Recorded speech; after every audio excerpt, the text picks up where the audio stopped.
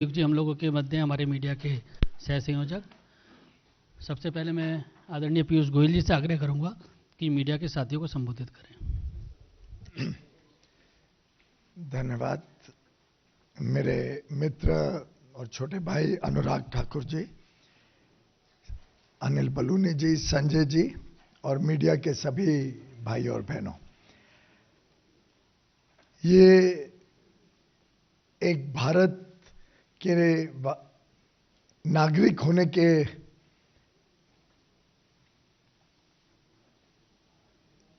तौर पर मैं समझता हूं आज पूरे देश में विश्वास खड़ा हुआ है कि किसी भी संकट के समय में, किसी भी संकट की घड़ी में भारत सरकार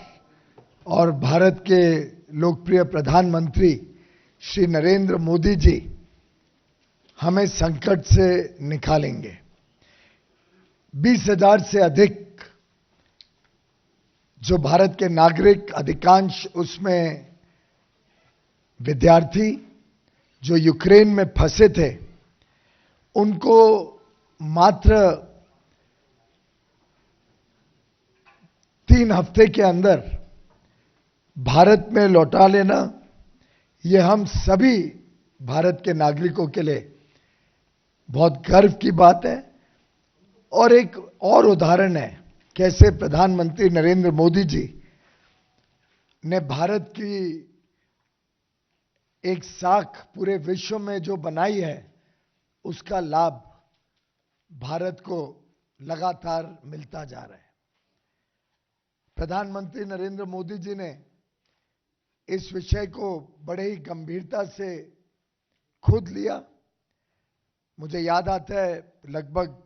8 हाई लेवल मीटिंग्स जो माननीय प्रधानमंत्री जी ने की इस विषय में। हर मीटिंग के बाद बड़े कठोर कदम उठाए जाते थे, कैसे एक एक बच्चे को, एक एक नागरिक को भारत वापस लौटाया जाए। और हर मीटिंग में अंत में ये जरूर कहते थे कि एक एक की चिंता करनी है, सबको वापस लाना है। प्रधानमंत्री नरेंद्र मोदी जी ने लगभग 11 बार इस संकट की घड़ी में विश्व के बड़े बड़े नेताओं से बात की। कूटनीति का हर संभव प्रयोग किया गया जिससे हमारे भारत के नागरिक सुरक्षित फिर भारत लौट सकें। प्रेसिडेंट पुतिन के साथ 3 बार, प्रेसिडेंट ज़ेलेंस्की यूक्रेन के, उनके साथ 2 बार, जो 5 राज्य यूक्रेन के साथ लगे हुए हैं, उन 5 राज्यों के सरकार के प्रमुख के साथ हर संभव कदम उठा के आज हमें ये गर्व है कि जो आखिरी बैच था स्टूडेंट्स का, वो भी अब जो युद्ध का इलाका है उसमें से निकल के पश्चिमी यूक्रेन की तरफ तेजी से बढ़ रहा है। लिविर में थोड़े ही समय में पहुंच जाएगा और उन्हें वहां से बॉर्डर से पार करके नजदीक के देश में लाके भारत वापस ले आया जाएगा।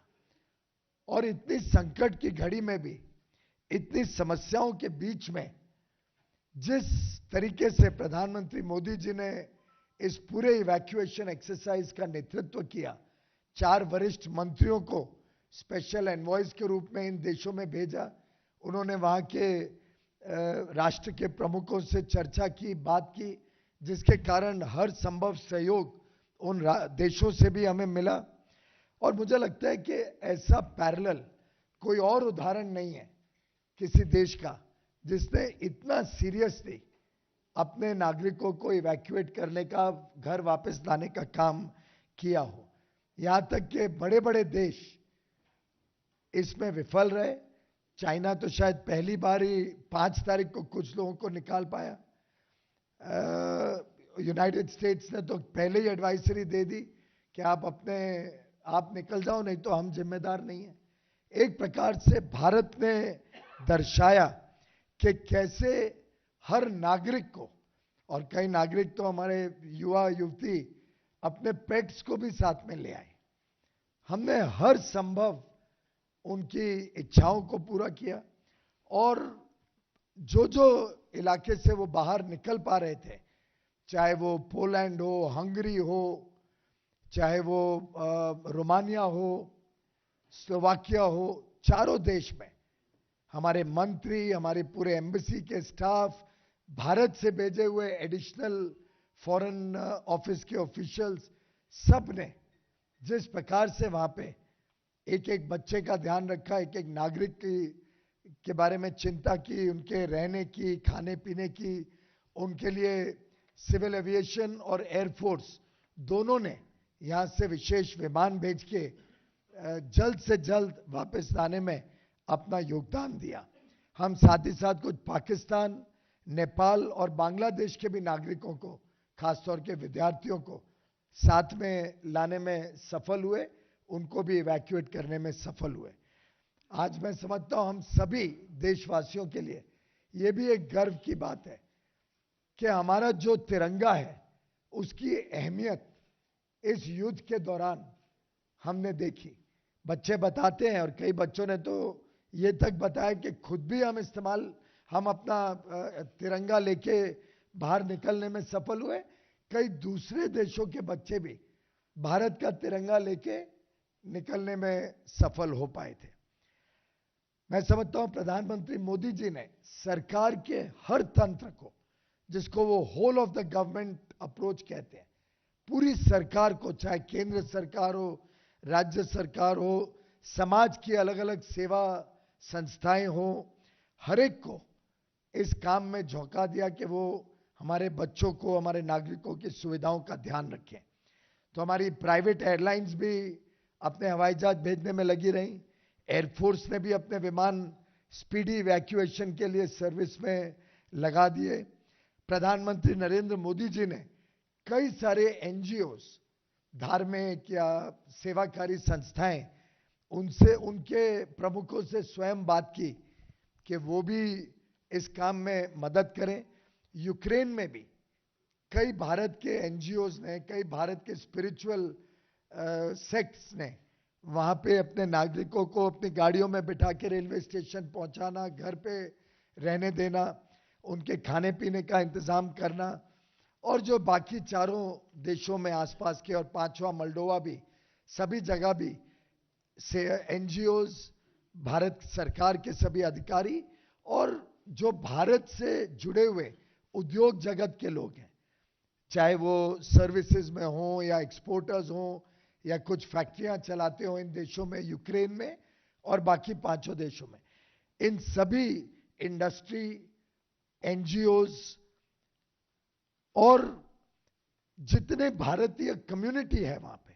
जो भारतीय मूल के लोग इन देशों में रहते हैं, इन सब के योगदान के लिए माननीय प्रधानमंत्री नरेंद्र मोदी जी के अथक प्रयासों से जो पूरी सरकार ये सफल इवैक्यूएशन कर पाई, मैं उन सभी संस्थाओं को, उन सभी अधिकारियों को तहे दिल से धन्यवाद देना चाहता हूं। विदेश मंत्री डॉक्टर जयशंकर तो शायद पिछले 3-4 हफ्ते से उन्होंने विश्राम तक नहीं किया, 24 घंटे इस विषय की चिंता, इस पे पूरी तरीके से निगरानी रखना, एक एक मूवमेंट के ऊपर उनका पूरा काम चलता रहा। उनके यहाँ पे अधिकारी, उनके अधिकारी विदेश में, प्रधानमंत्री का कार्यालय, हमारे एयरफोर्स के ऑफिशियल्स,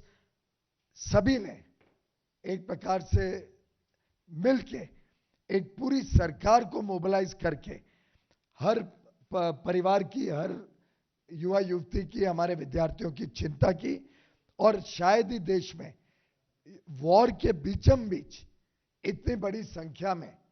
जब वॉर चल रही है, गोलीबारी हो रही है, शेलिंग हो रही है,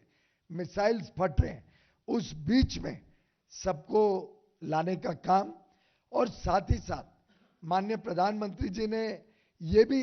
निर्देश दिया कि देश भर के जो हमारे डिस्ट्रिक्ट कलेक्टर्स हैं, डिस्ट्रिक्ट ऑफिशियल्स हैं, और इसमें कोई राजनीति का सवाल नहीं है, सभी राज्यों से अनुरोध किया गया और हमारे सरकारी अधिकारी एक एक परिवार के घर गए उनको मिले, परिवार के पीड़ा को भी समझा, कोई बच्चे नहीं आए हो तब तक तो उसकी जानकारी भी एमईए तक पहुंचाई। तो एक प्रकार से शायद ये भी पहली बार हुआ होगा कि सरकार के अफसर लगभग हर परिवार के घर गए, उनके साथ बातचीत की, उनकी समस्या समझी, और चाहे वो मंत्री हों, चाहे वो तहसीलदार हों, कलेक्टर हों, सब ने क्या क्या इवैक्यूएशन में हो रहा है, क्या क्या काम किया जा रहा है, इसका लगातार सूचना देने का काम भी किया हमारे जो नागरिक वहां फंसे थे उनके परिवारों को। मुझे ये भी बहुत आनंद है कि भारतीय जनता पार्टी के कार्यकर्ताओं ने भी एक अहम भूमिका निभाई। देश भर में हमारे भाजपा के कार्यकर्ता ऑपरेशन गंगा के तहत लगभग हर घर तक पहुंचे। लगभग 20,000 हमारे बच्चे जो वहां पे थे, उसमें से 18,500 बच्चों के परिवारों तक हमारे पार्टी के कार्यकर्ता गए। उन्होंने 2000 के करीब टीम्स बनाई, प्रमुख कार्यकर्ताओं की या चुने हुए लोक प्रतिनिधियों की, और देश भर में परिवारों तक पहुंचे। लोकल एरिया में तो जानकारी मिली जाती है कि कौन परिवार के बच्चे वहां पे हैं, यूक्रेन में हैं, तो सबके घरों में जाना, परिवारजनों को मिलना, उनका कोई दुख सुख है तो उसको केंद्र तक पहुंचाना, ये एक ऐतिहासिक कार्य सरकारी तंत्र ने अपनी तरफ से किया और राजनीतिक पार्टी ने शायद पहली बार देश में हर क्षेत्र में, मेरे पास आंकड़े हैं किस प्रकार से हर राज्य में हमारे कार्यकर्ता घरों में गए, लोगों को मिले, और मैं समझता हूं ये एक मौका था कि इसमें सभी राजनीतिक दल, सभी पार्टी एकजुट होकर इस संकट की घड़ी में खड़े रहते। पर दुर्भाग्य ये है कि कांग्रेस और कुछ अन्य राजनीतिक दलों ने, कुछ मुख्यमंत्रियों ने इसमें भी राजनीति करने की हर संभव प्रयास किया। मैं मित्रों एक पूछना चाहूंगा कि समझो कोई परिवार पे संकट आता है, कितने भी मतभेद क्यों ना हो परिवार में, ऐसे समय में तो पूरा परिवार एकजुट हो जाता है, सब एक साथ लग जाते हैं संकट का सामना करने में। क्या हमने कभी सुना है कि कोई संकट के समय भी पारिवारिक झगड़े या परिवार के अंदर ही अंदरूनी विषयों को प्राथमिकता दी जाती है? पर हमने जो इस संकट के समय देखा, बजाय कि लोगों की उम्मीद को और प्रबल बनाना, बजाय कि उनको सांत्वना देना, जो फंसे हुए विद्यार्थी थे उनका मनोबल बढ़ाना, उसके बदले संकट की घड़ी में भी दुर्भाग्य से कांग्रेस के कुछ प्रमुख नेता गलत फहमियां पैदा करने में लगे हुए थे, गलत प्रचार करने में लगे हुए थे। हमने एक तरफ प्रधानमंत्री मोदी जी का काम देखा, दिन रात जो चिंता में जुटे हुए थे बच्चों को कैसे वापस लाऊं, पूरी सरकार को उन्होंने इस काम में जोड़ दिया। पार्टी के राष्ट्रीय अध्यक्ष नड्डा जी ने जिम्मेदारी से सोचा कि हमारे कार्यकर्ता भी पहुंचे और लोगों की मदद में रहे, लेकिन कांग्रेस के कुछ नेता, कुछ राज्य सरकारें, अलग अलग विपक्षी दलों की, बजाय के परिवारों के साथ मिले, उनका कुछ सहयोग करें, उनकी चिंता करें, राजनीतिकरण में घुस गए। और मुझे बहुत दुख होता है कि ये संकट का समय, जब कांग्रेस पार्टी शायद और हौसला बढ़ा सकती थी देश का, सरकार के साथ खड़े रह सकती थी कंधे से कंधा, उसके बदले केरल कांग्रेस के ऑफिशियल हैंडल ने एक पिक्चर इस्तेमाल करी जो ऑपरेशन राहत जब हुआ था उस समय की पिक्चर इस्तेमाल करके, फोटो इस्तेमाल करके कहा कि ये इवैक्यूएशन ऑपरेशन यूपीए ने किया। एक कांग्रेस के ऑफिशियल हैंडल ने एक विद्यार्थी के वीडियो को शेयर किया जिनका नाम है राशिद रिजवान, जम्मू कश्मीर से, 2 तारीख को, ये कहते हुए कि वो रो रहा है और उसको रेस्क्यू नहीं किया गया है, जबकि उस दिन तक वो रेस्क्यू भी हो पाया था और उसने स्वयं एक वीडियो रिलीज किया था भारत सरकार का धन्यवाद करने के लिए। जब भारत को रशिया और यूक्रेन दोनों की सहायता चाहिए थी अपने विद्यार्थियों को वापस लाने के लिए, तब कांग्रेस के कुछ प्रमुख नेता, सांसद स्टेटमेंट्स दे रहे थे, वक्तव्य दे रहे थे एक देश के खिलाफ, रूस के खिलाफ। एक प्रकार से इवैक्यूएशन को संकट पहुंचाने वाले वक्तव्य कांग्रेस के नेताओं से आ रहे थे। और उनके जो वरिष्ठ नेता हैं राहुल गांधी जी, वो न्यूज रिपोर्ट शेयर कर रहे थे पाकिस्तान के प्राइम मिनिस्टर इमरान खान को कोट करते हुए। इमरान खान भारत का आलोचना करे तो समझ में आ सकता है, पर उसको अगर राहुल गांधी जी शेयर करेंगे तो मैं समझता हूं ये तो बहुत ही दुर्भाग्य की बात है और हमारे लिए, सबके लिए एक शर्मनाक घटना है कि राजनीति इतने नीचे स्तर तक गिर गई है कि संकट के समय भी कांग्रेस और उनके मित्र दल ऐसे संकट में भी राजनीति पे ज्यादा बल देते हैं। कांग्रेस लगातार ट्वीट कर रही थी कि हमारे लोग यूक्रेन में इंडियन एम्बेसडर को, यूक्रेन में इंडियन एम्बेसडर को लगातार फोन कर रहे हैं। तो भाई उनको फोन करने से तो आप उनकी लाइन को क्लॉग कर रहे हो। वो लाइन फ्री रहनी चाहिए जिससे बच्चे उनसे बात कर सके, बजाय कि ये यहां से राजनेता है उनको फोन करें। तमिलनाडु की सरकार ने डिमांड किया कि हमारे कुछ एमपीज का शिष्टमंडल आसपास के देशों में जाना चाहता है। मैं समझता हूं ऐसे मौके पे एम्बेसी का स्टाफ इनका चिंता करे या विद्यार्थियों की चिंता करे जिनको बाहर निकालना। हमारे मंत्री तक एम्बेसी ऑफिशियल्स के साथ नहीं लगे थे, वो स्वयं बॉर्डर में विद्यार्थियों की सेवा में लगे थे या एयरपोर्ट पे। कोई एम्बेसी ऑफिशियल को हमारे मंत्रियों ने अपने काम में नहीं इन्वॉल्व किया, वो पूरी तरीके से विद्यार्थियों की सेवा में लगे थे। और मैं समझता हूं कि एक दक्षिणी राज्य के मुख्यमंत्री ने ये जब डिमांड की कि आप प्रायोरिटी दीजिए हमारे प्रदेश के बच्चों को, इससे ज्यादा दुर्भाग्यपूर्ण स्थिति नहीं हो सकती। केंद्र सरकार पूरे देश के हर विद्यार्थी को एक मानती थी, कोई भेदभाव के बगैर जो बच्चे निकलते थे उनको हम तुरंत भारत लाते थे। और पूरी योजना थी कि हर व्यक्ति का एक तरफा, एक तरीके से सेवा हो, उनकी देखरेख हो और उनको भारत लाने में हर संभव प्रयास हो। मुझे आज खुशी है कि आज लगभग हमारे सभी विद्यार्थी लौटने में सफल हो रहे हैं। जो आखिरी बैच है सुमी का, वो भी शायद कल तक पोलैंड या आसपास के एक देश में पहुंच के फिर जल्द से जल्द भारत आ जाएगा। भारत में भी एयरपोर्ट पे लैंड करने से अपने घर पहुंचने तक सबकी चिंता की गई है, सबके बारे में अरेंजमेंट्स जो आवश्यक थे वो किए गए। मैं समझता हूं कि ये एक और उदाहरण है कैसे भारत के प्रधानमंत्री नरेंद्र मोदी जी इस देश के हर व्यक्ति की चिंता करते हुए, हर नागरिक की चिंता करते हुए दिन रात काम करते हैं। और दूसरी तरफ कुछ राजनीतिक दल बहुत ओछी राजनीति में पूरे समय पड़े रहते हैं। मैं मीडिया के मित्रों का भी धन्यवाद करना चाहूंगा जिन्होंने लगातार देश का मनोबल बढ़ाया, जिन्होंने लगातार लोगों को जानकारियां भी दी। जो मीडिया, हमारे जो कंट्रोल रूम नंबर्स थे वो सब भी आपने रेगुलरली फ्लैश किए और आप सबके सहयोग के लिए भी मैं आप सबका धन्यवाद करना चाहता हूं। बहुत बहुत धन्यवाद आदरणीय पीयूष जी। इस संदर्भ में कोई आप लोगों के सवाल हो तो एक एक करके पूछ सकते हैं।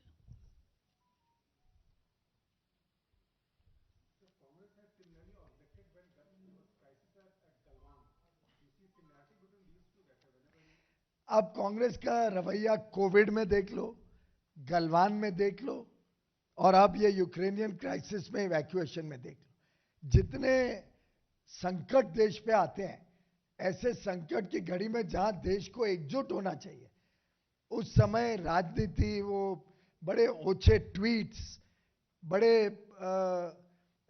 बड़ा एक लोगों का हौसला तोड़ने वाले वक्तव्य, मैं समझता हूं ये बड़े स्तर की राजनीति करने वाले बड़े नेताओं को